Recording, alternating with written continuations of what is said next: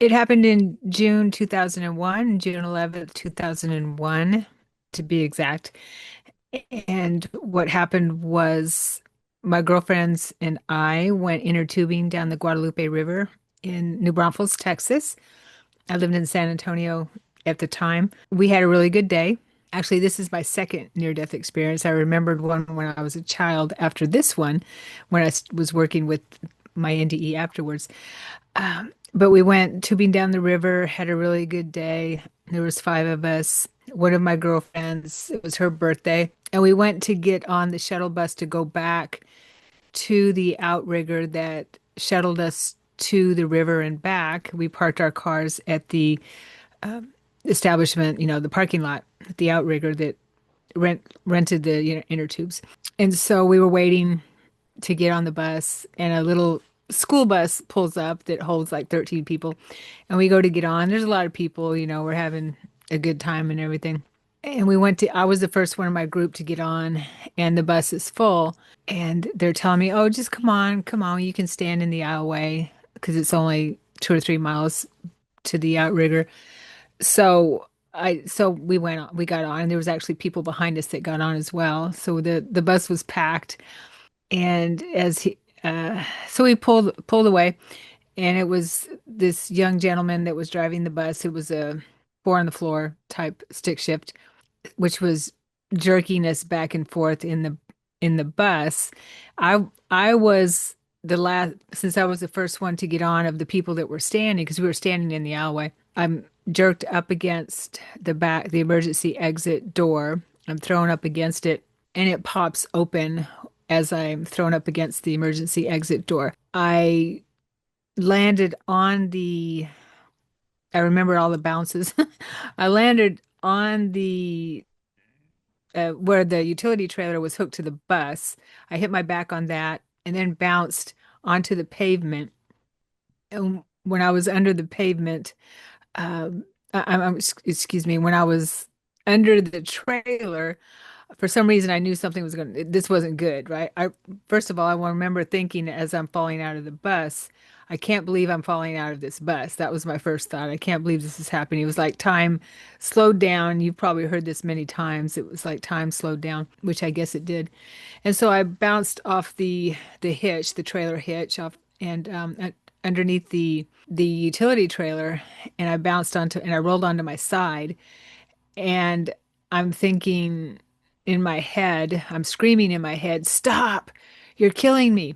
And at that point, when I thought that, the tire of the utility trailer ran over my neck and my head, and that's when I popped out of my body. So I'm out of my body. I was already consciously out of body traveling at that time. When after my stepfather died in 1998, I started doing that, and that's a whole other story. But I'm looking down, I'm popped out, and I'm looking down at this scene where my body is in the middle of the road, and I didn't feel frightened. I I was frightened when I was on the road, but I didn't feel frightened. I felt peace, and I felt, oh, okay, well, I guess that was it. I guess I did die. I knew I had done this many times before. It wasn't like it was anything new to me. And so I'm looking at my body in the road. I felt no attachment to my body. I felt no pain, no pain whatsoever. And I felt peaceful about it. I felt acceptance is the word that always comes to mind, acceptance. And I saw a big commuter bus driving toward my body. I thought to myself, well, I hope that bus doesn't run over my body because that would make a really big mess. I didn't see it as me, I just saw it as my body. And I'm like, man, that would make a mess. I'd hate for that to happen, right? And then I'm also thinking about my friends and how we had a really awesome day, celebrated my friend's birthday. And I thought, okay, this is going to ruin their day for them. It's going to ruin more than their day, but we had such an amazing day, and here I go and die on them. And so I was thinking my friend won't be able to celebrate her birthday without, having a happy time and stuff like that. But it wasn't enough for me to want to come back into my body. I knew that I I felt that I was done. Okay, well, I've died. I just, like I said, I had acceptance. And as I'm having these thoughts, I thought about my ex-partner at the time. It was my partner at the time. I thought about him, and he's going to be okay. My sister, who I'm very close to, she's going to be okay. And when I thought about my mom, who I kind of took care of, is when I felt a presence behind me, and I turned and I took my attention off of what was happening, and I turned, and there was my stepdad who had died earlier, and we were close. And so I missed him terribly. And that's why I wanted to remember how and learn how to have controlled out of body experiences to find him. I will say I was raised Catholic, but I wasn't a good Catholic.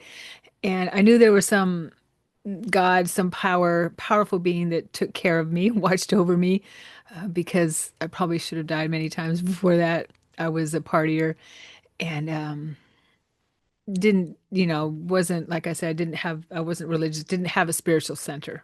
I saw my dad and I was very, very happy to see him.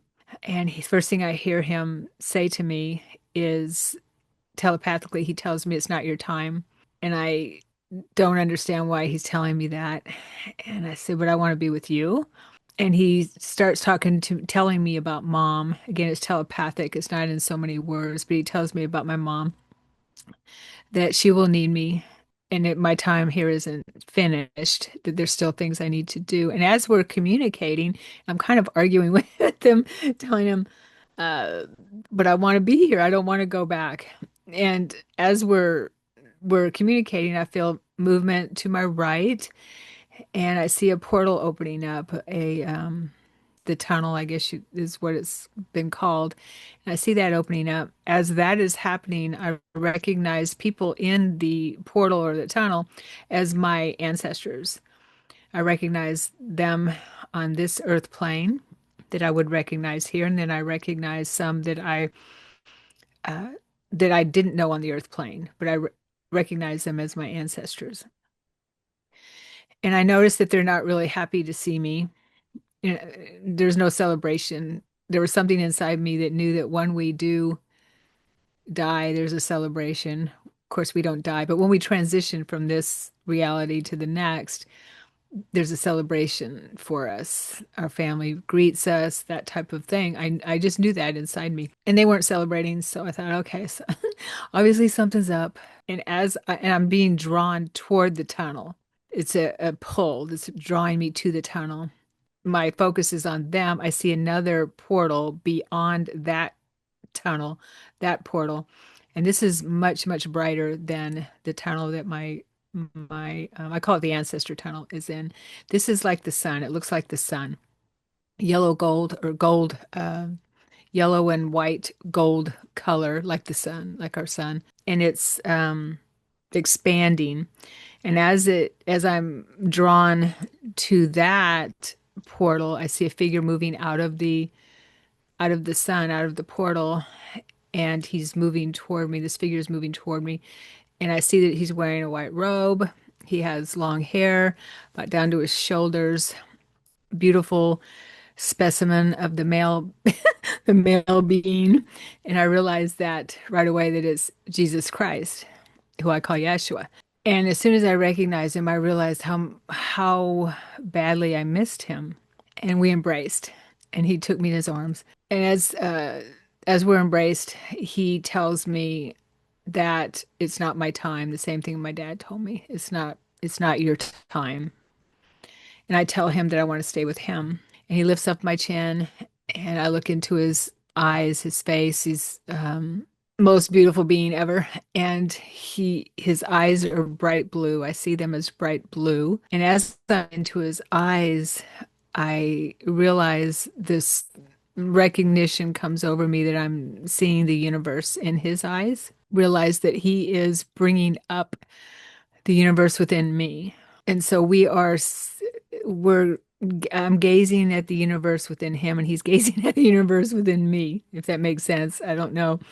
But I realize that we are the universe. And as we're gazing together, and I have this remembrance, I start to feel this warmth in uh, my heart center. I'm still realizing I'm Sharon at this point, and I feel this huge warmth in my heart center, and I just know that he's connecting his heart center to mine and filling me with love and light, with the light of the universe. And that becomes all engulfing. And I am, as this is happening all at once, any any thought or any feeling that I could have of feeling bad about anything, feeling like a failure about anything, was is totally washed away.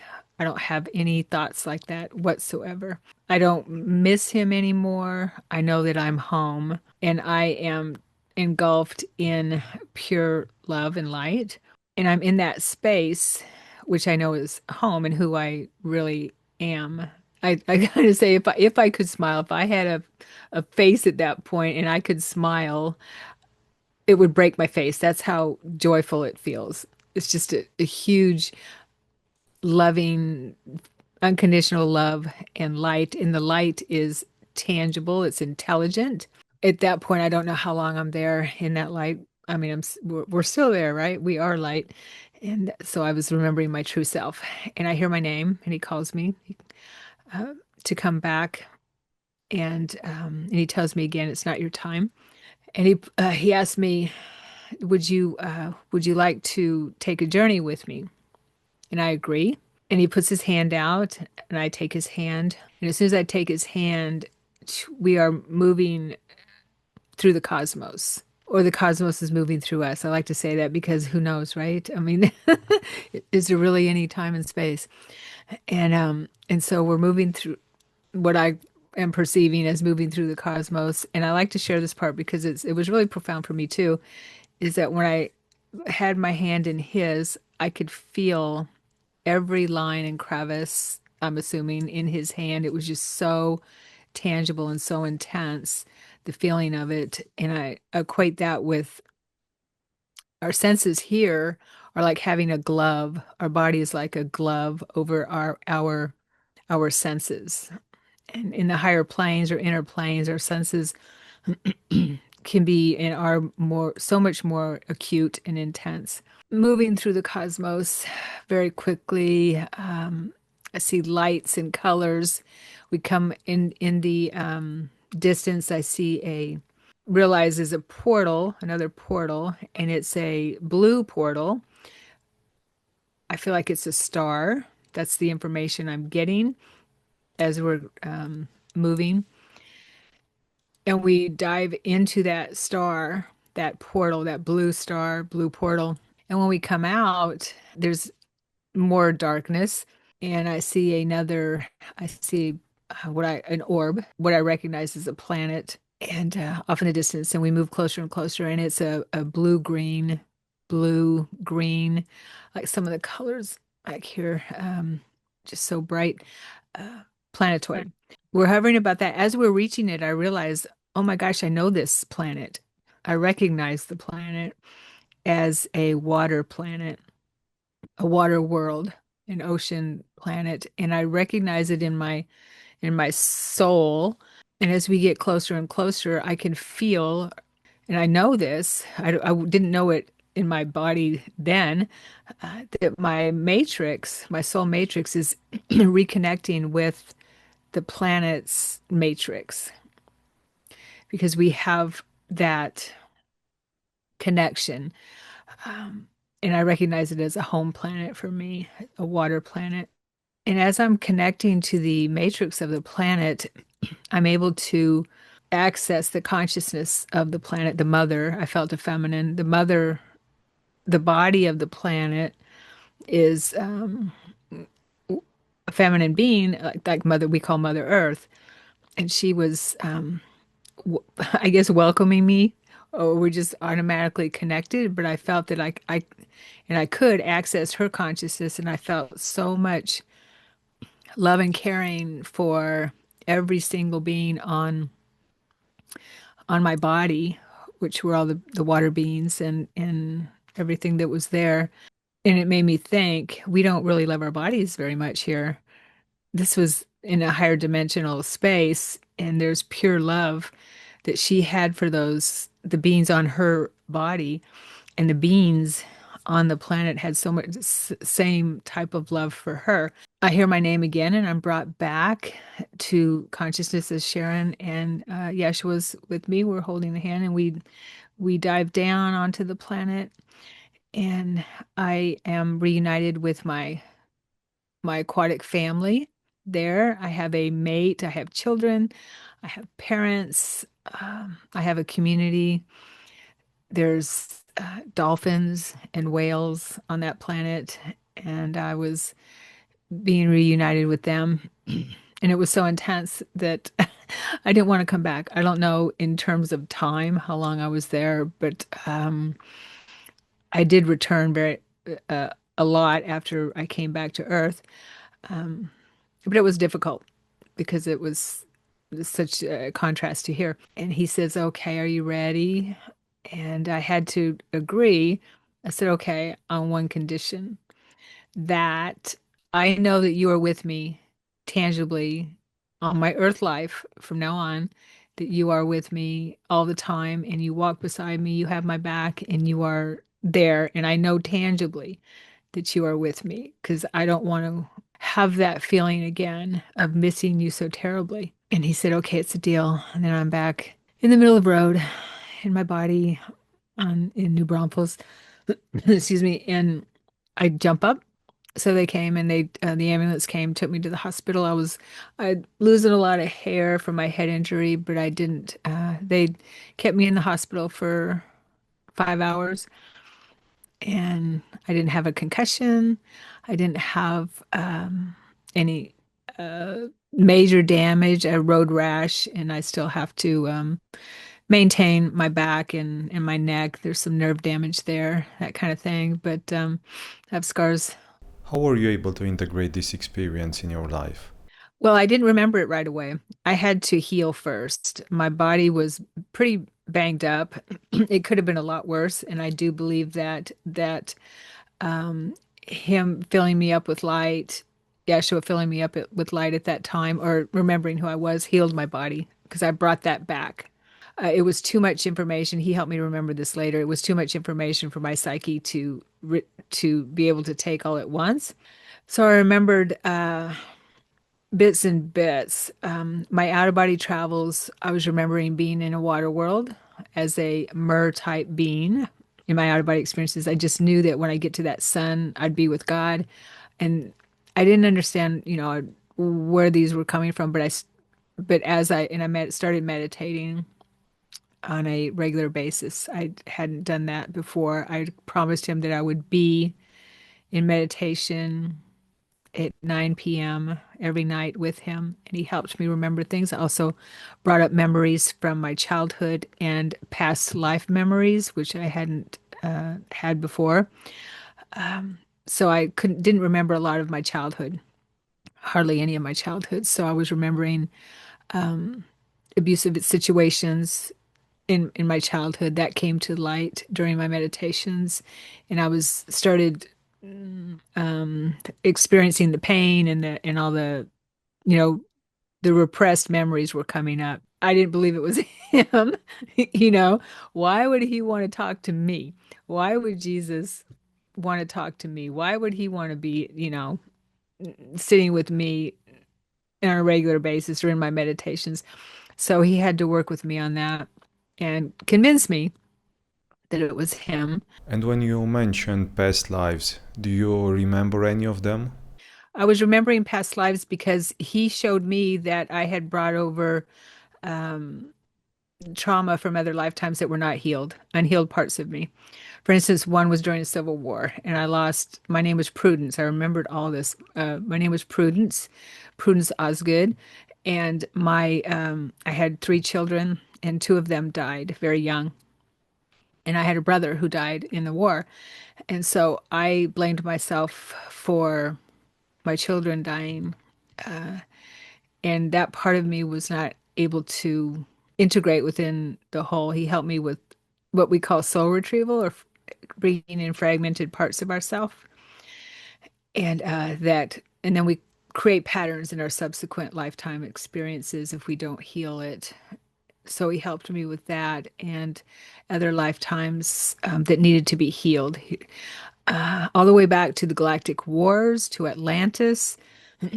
I was having memories of all that. And there was a lot that needed to be healed from way back. Because when you think about it, we've had many, many, many, many lifetimes, many, many, many, thousands probably. If you're like me, with what Dolores Cannon called a slow learner. What she said was when someone tells me they're an old soul, I think, oh, they're just a slow learner. Okay, well, maybe that's probably me. We don't die, for one thing. We don't die. We change form. And what I find is the more we know here about transitioning or what we call death, which there's no death, is the better off we are when we do transition. In Western society, we don't know how to die. We don't know how to transition. There's such a veil around it.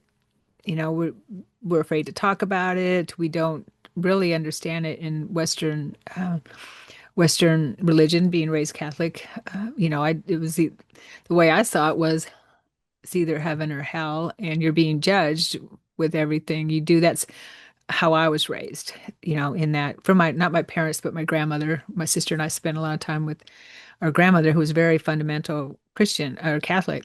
I would, as far as advice, I would say learn as much as you can from people who've had near-death experiences. Study out-of-body travel, lucid dreaming, because we're kind of dying when we leave our body at night, aren't we?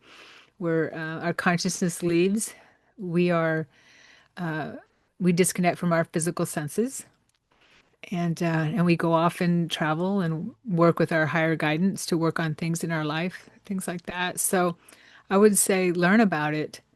Tell me a bit more about the life review. Is that like the ultimate teacher to life here on Earth? Yes, I do not remember having a life review like other people have explained it, but I did have it. I do believe I had it during the process that I was um, remembering and healing with Christ and all my guides. I would say yes, that everyone goes through some type of life review. It's probably better if we do it here. You can do it here. We don't have to wait till we leave the physical body and then look back and say, oh, I shouldn't have done that. Oh, we can do it here. We can journal it out and say, figure out how to look at our life and what we could have done better. And it's not always about that. It's also about what we do good and well that creates such an amazing ripple that it comes back to us a hundredfold, you know. So, just smiling at someone can make someone's day, and we don't understand how we do affect people that way. And just one little thing, and it can happen the opposite too, of course. Um, but yeah, from what I understand, everyone has some type of life review, and it changes our perspective on how we do interact with each other and how we see how we're all connected, we're all one. Do you think planet Earth is one of the hardest planets to come and incarnate? Uh, I believe it is. Yes, I don't know about any other planets, but I would say that the Earth realm that we're in here is the master class. Yeah, once we graduate from the Earth realm and this experience, then we'll definitely be celebrating, and we'll be celebrated too in my meditations and my communications with the higher planes that they call us the brave souls for coming here. And so I yeah, I do believe that this is where we get our master's degree. If you would have one message to share with the world, what would that be? Well, this is how I understand why we're here. Um, And that is to remember who and what we are, which is love and light, if you want to put it succinctly. Um, and our sole purpose or our life plan is to heal whatever gets in the way of that so that we can help others remember who and what they are, who and what we are, right? Which is love and light.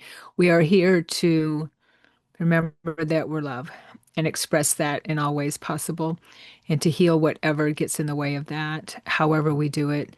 And once we remember that, then Thank you very much. How can people find more about you? I am a I work as a psychic medium. I'm love and light, but I am a child of God. I work as a psychic medium and also a past life therapist, helping with soul retrieval. I also am a channel. I teach courses on metaphysical subjects such as psychic mediumship. If anyone wants to learn their skills with that, we all have the ability. It's just a matter of honing your skills. We have I I started and founded the Kumara Academy of Transformation, where I and other practitioners teach different courses and classes. We have a community there where we have lots of events, practice circles, healing circles. We study the way of mastery, Christ's teachings, the metaphysical teachings. Yeah, it's a community to where we can, where someone can find like-minded people in this area if they don't have someone maybe to talk to and they're having experiences that they don't understand. And I did write a book about my experiences after my NDE. It's the afterward that is the that is the huge story. I was in the corporate world, so this isn't something that I would anyway think that I would be doing later on in life.